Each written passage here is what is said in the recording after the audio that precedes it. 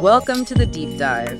Today we're taking on a source that is less concerned with solutions and far more interested in the quality of attention we bring to a problem. Yeah, it's a really different kind of text. We're stepping into this unique realm of thinking about the long-term future, a horizon, where the sources we looked at are deeply reflective, not demanding. Right. No action items here. Exactly. We've been analyzing excerpts from an unusual text we're calling The Horizon of Quiet Observation. And the mission here is, well, it's singularly focused and a little counterintuitive. Very counterintuitive. Our goal isn't to create a plan or set a goal or optimize anything. We are here purely to observe how human perspective naturally shifts over extended periods of time. And this is the key part. Specifically when there is absolutely no pressure to act, plan, or make an immediate decision. Which is, almost never in modern life. I was going to say, when does that even happen? We're not here to offer advice. We're not looking for the 5 steps to accelerated achievement. And we are certainly not going to generate a threat assessment. Yep. We are attempting to step into the stillness required to explore the quiet, internal mechanisms of anticipation itself. Okay, so let's unpack this. What happens in your mind when the future feels open, but isn't demanding anything from you right now? Well, that absence of demand is the entire premise, and it's surprisingly difficult to maintain in a modern context. The source material forces us into this purely observational mode. How so? It systematically rejects the typical emotional poles that drive our future thinking. So you have to set aside anxiety, which is essentially just, waiting for disaster. Right. The what-if game. Exactly. And you must also set aside intense optimism, which is its own kind of trap. It's waiting for a guaranteed reward. So both are a kind of judgment on the future before it even happens. Precisely. Both anxiety and optimism are judgments. They both demand a conclusion, a fixed point toward which we rush or from which we flee. So what we're trying to do here is define that neutral space where the future is simply a vast, quiet canvas. I like that. A quiet canvas. This is all about noticing the subtle patterns in how the mind considers what's ahead when the horizon is simply distant and undemanding. We're setting aside planning altogether because planning immediately introduces pressure and urgency. So the themes we'll explore today, they really require a steady, thoughtful, and unhurried mood. We're looking at patience, but also the involuntary mechanisms of dealing with uncertainty. The involuntary part is huge. How long-term perspective naturally forms, and a really fascinating, necessary distinction the source draws between the state of waiting and the act of watching. And we can properly settle into this neutral stance. We can begin to understand the truly involuntary shifts in our perspective, the profound changes that happen to us. Not the ones we make happen. Right, they're byproducts of living. Right. Rather than the ones we desperately try to force through deliberate mental exercises or, goal-setting sessions.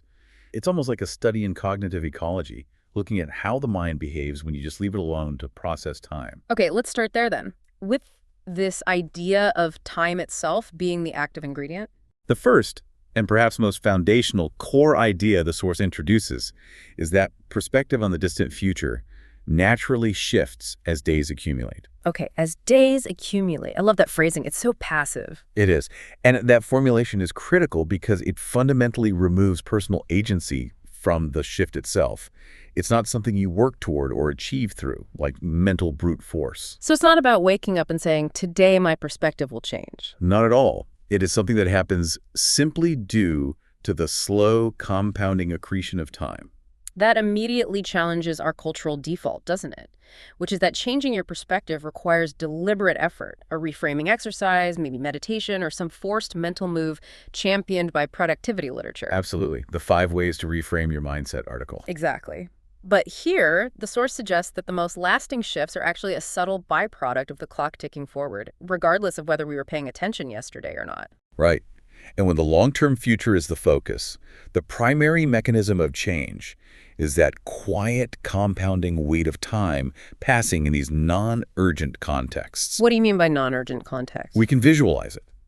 Imagine you have a major stressful deadline next Tuesday. Yeah. Your perspective right now is it's narrow, it's focused entirely on immediate risk mitigation, deliverables, resource allocation. Tunnel vision. Total tunnel vision. Yeah. You are actively manipulating your view of the future to manage that short-term crisis.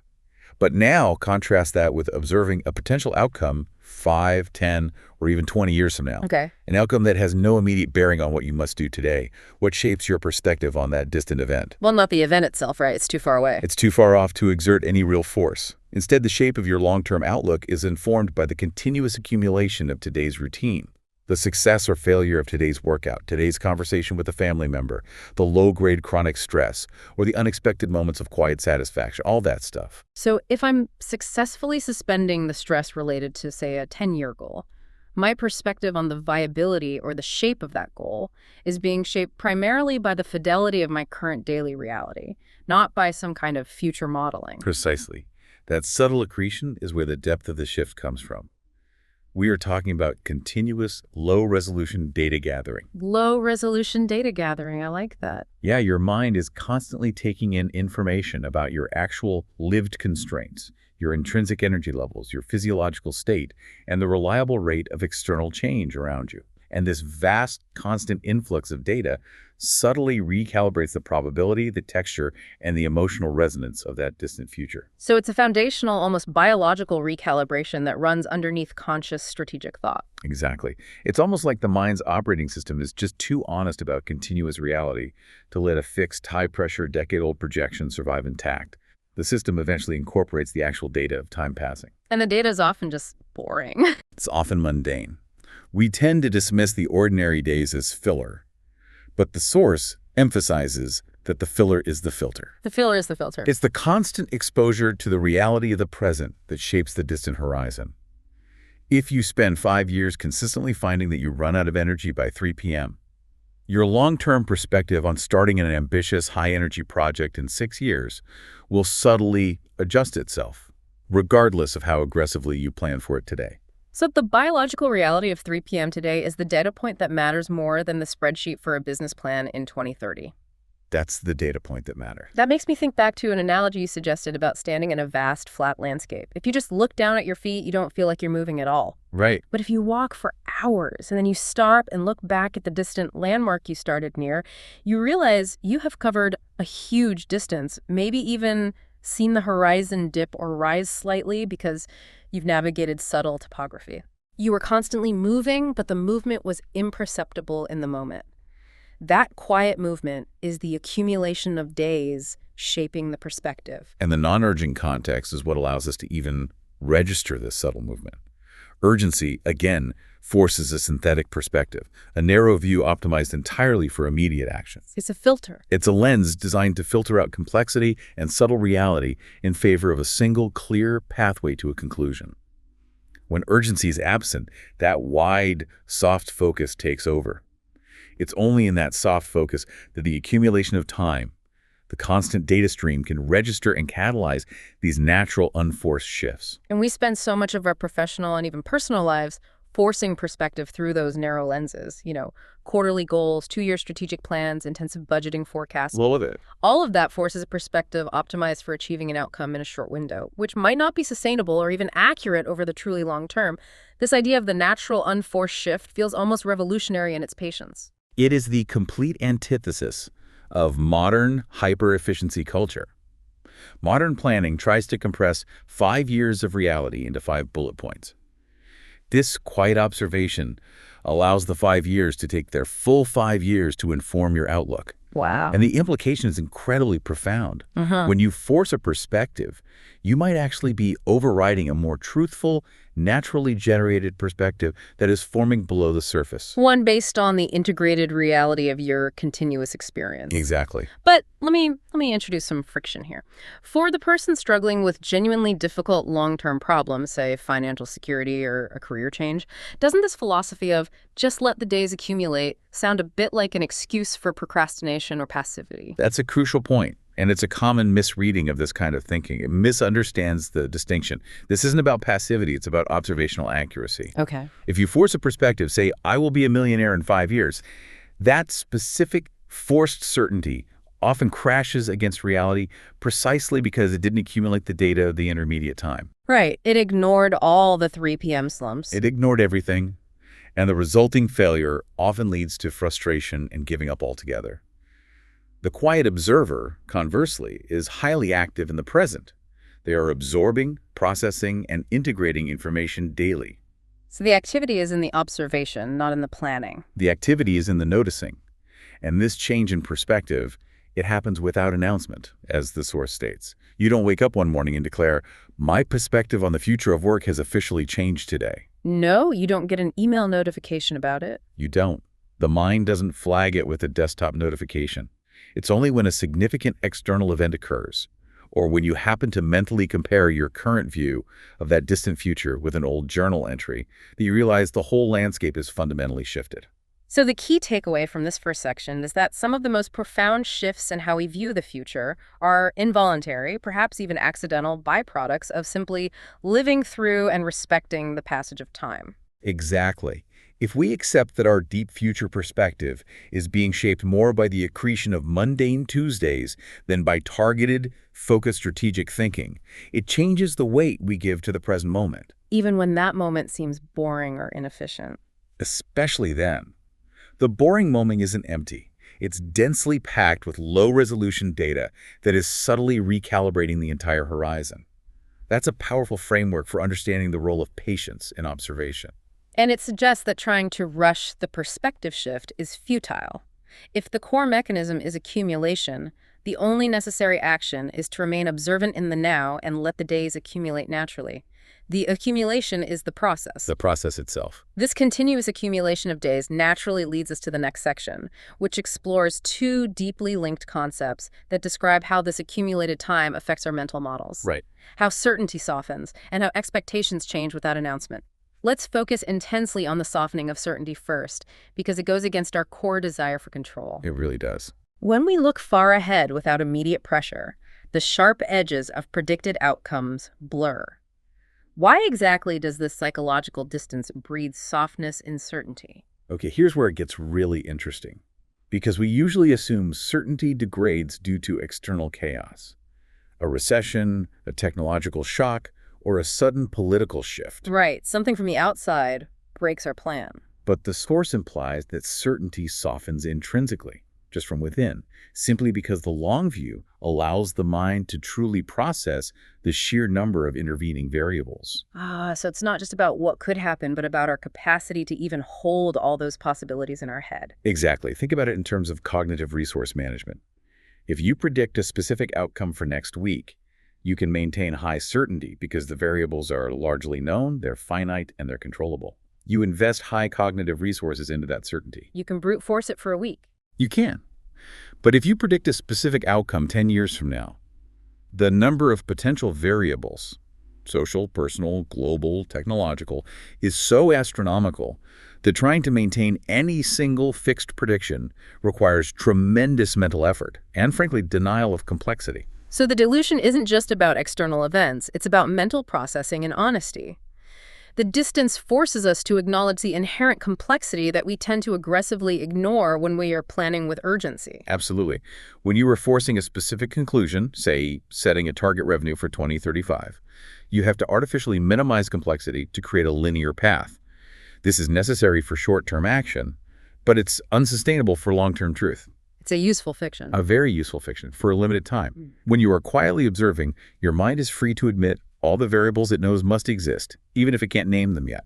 This admission, this neutrality toward the infinite possibilities, acts like a sponge, soaking up the hard, brittle edges of your initial conviction. So the conviction just kind of degrades. It degrades merely due to the lack of external validation or necessity, and that makes room for true, long-term flexibility. That makes certainty sound like a temporary mental construct designed solely for generating action.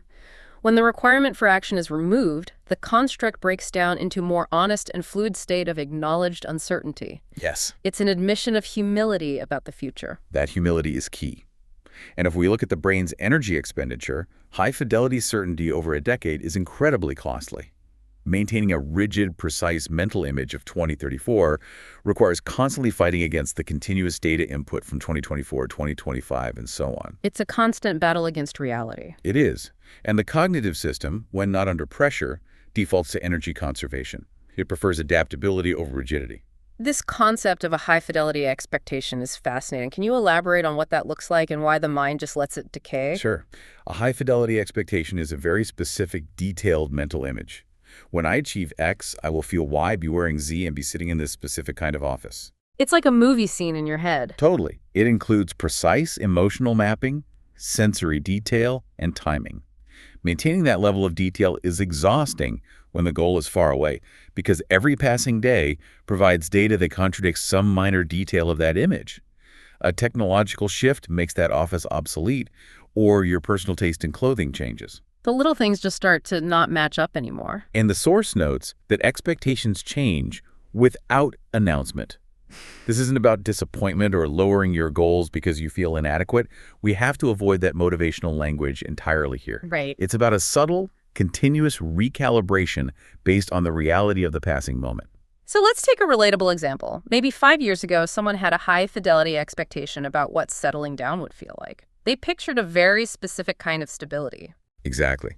They pictured specific emotions, specific interactions, specific levels of calm. As the present emotional state accumulates, the low-grade fatigue, the unexpected joys that have nothing to do with that plan, the minor chronic stresses, the change in what their body can handle, the distant expectation subtly adjusts its color and texture. So the goal itself might still be there, but the feeling of it changes. The feel of it, the specific mental imagery, becomes softer, more nuanced, and less prescriptive. The emotional texture of the expected future changes because your current accumulated emotional reality demands it. That's a great way to put it. The mind conserves cognitive resources by letting those specific high-resolution details decay into lower-resolution, more flexible forms. And the new form of expectation is more resilient because it's based on possibility and general direction, not granular detail. Okay, so you move from I must be earning X amount in this specific industry in this city by this date to something more like, my accumulated experience suggests a direction involving financial stability, creative freedom, and proximity to nature. The second one is much more forgiving. It's low resolution, flexible, and far less likely to cause a catastrophic breakdown when the details inevitably fail to materialize. So let's go back to the friction point again. If the average listener feels the pressure of a demanding boss or financial need, they are trained to believe that the only way to succeed is to force that certainty and maintain those high-fidelity expectations. Right. That rigidity is seen as a virtue. So why is this natural softening ultimately superior for the true long-term? Because the forced, rigid certainty is designed for a linear world, which only really exists in short time frames.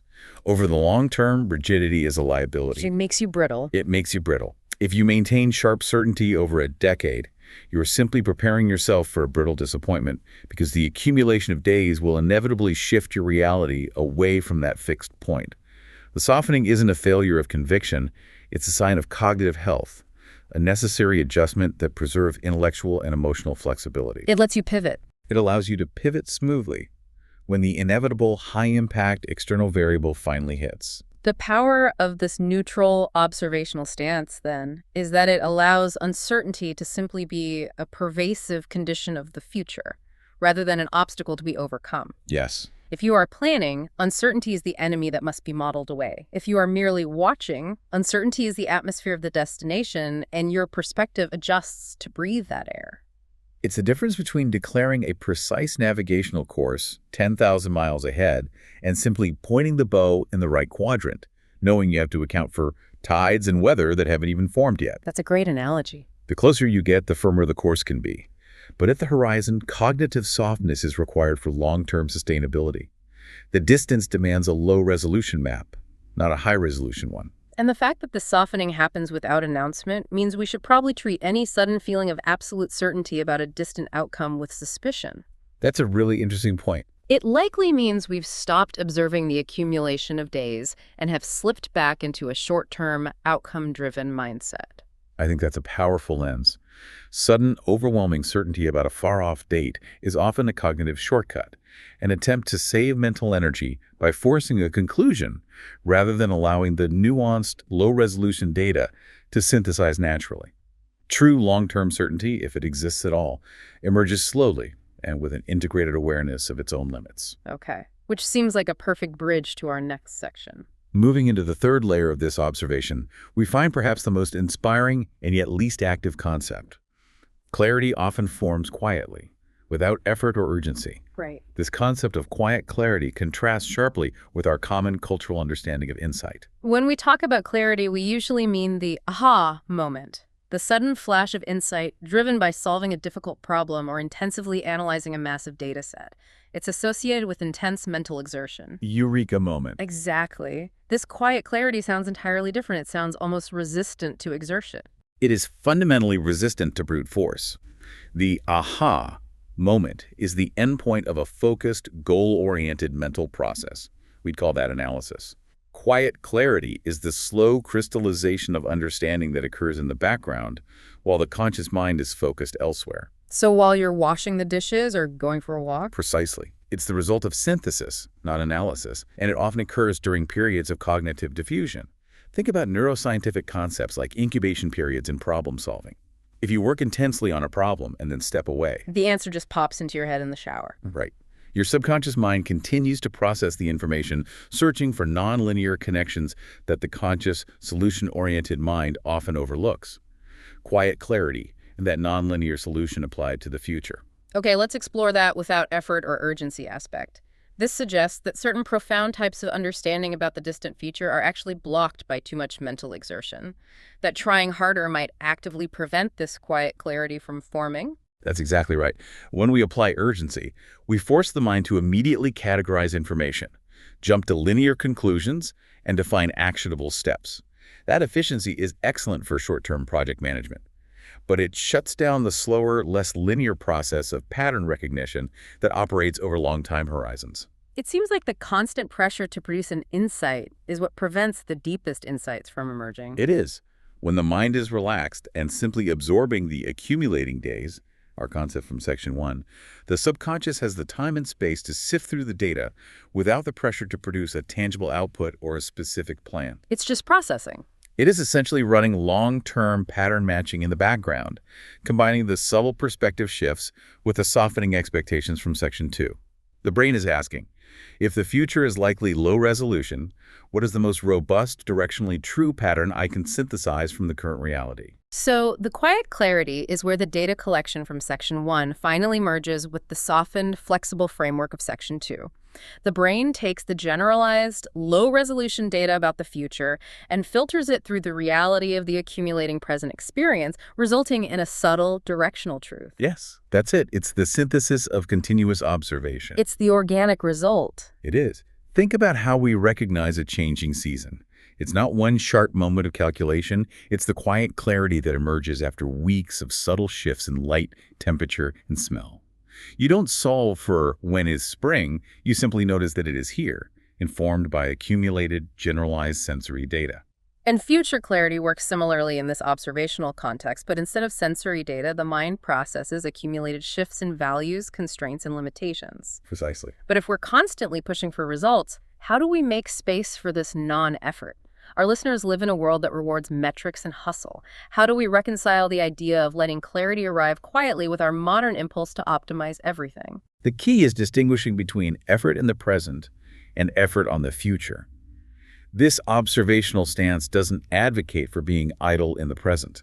It demands high-quality engagement with the present. So it's not about being lazy today. Not at all. The non-effort is the suspension of demand placed upon the distant future.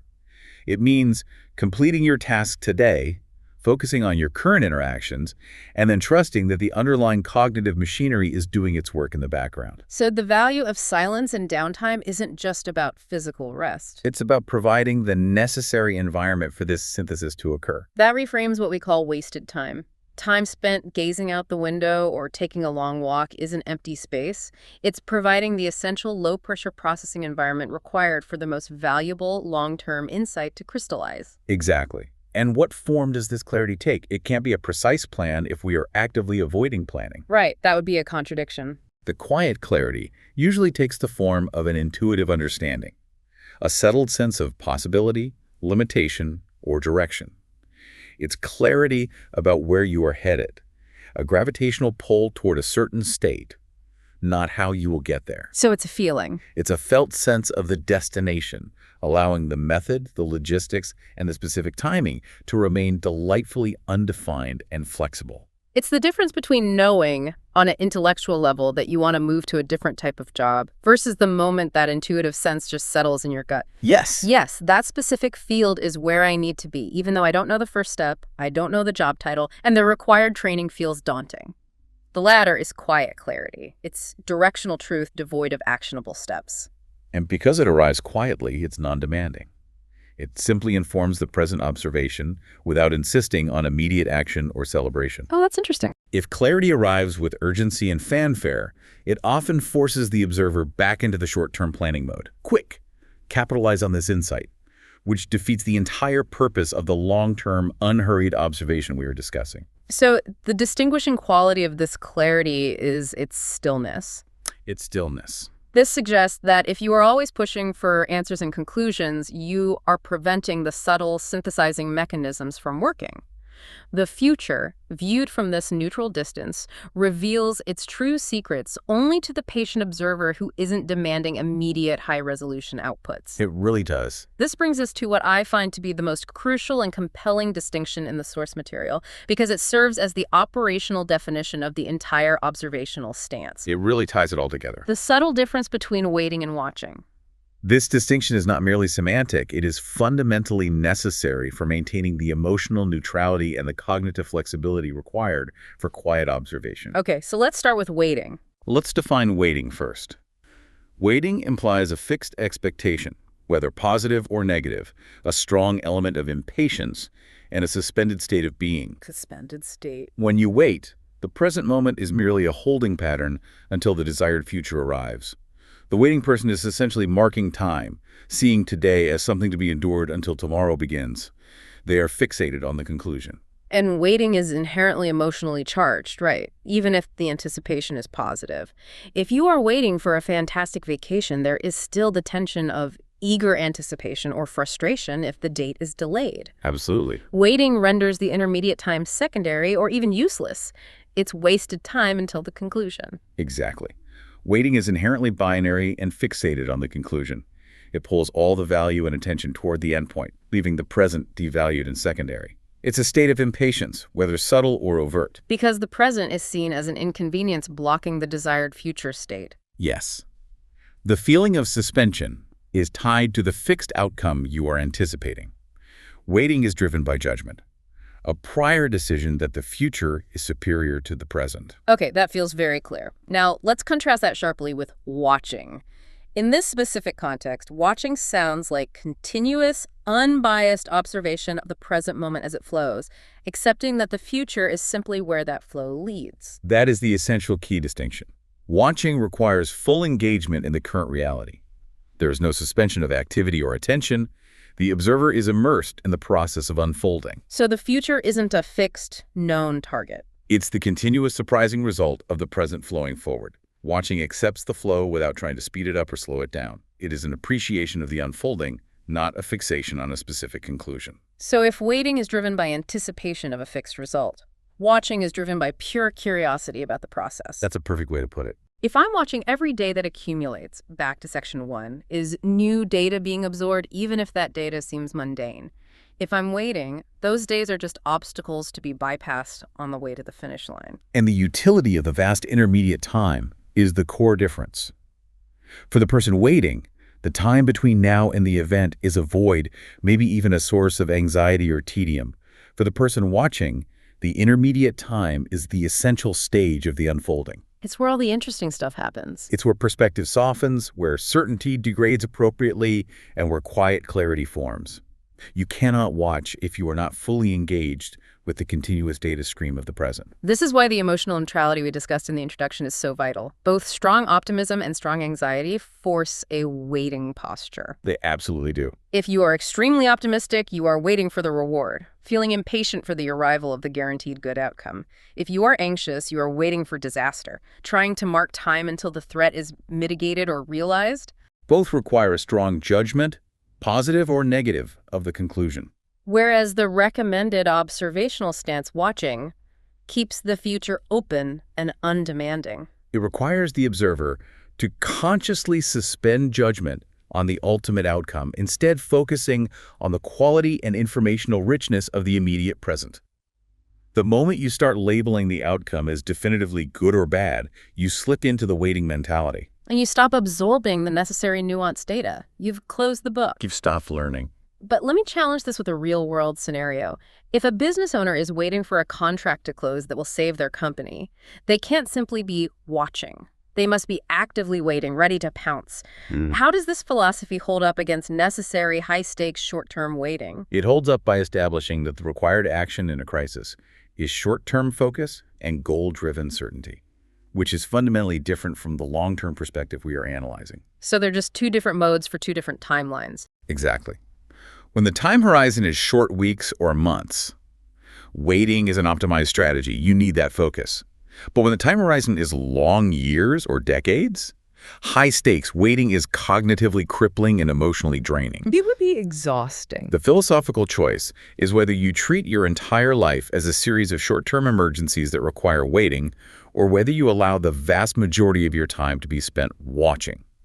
The true long-term perspective, as defined by the source, only exists in the low-stakes environment of watching. It means appreciating the flow. Yes. You're utilizing the immense psychological space between you and the distant horizon to gather data and allow synthesis, rather than trying to bridge that gap with anticipation. So what does this all mean when we put the concepts together? It means that genuine, unhurried, long-term perspective is defined by the quality of one's engagement with the present moment. If we view the present as mere preparation, we are waiting.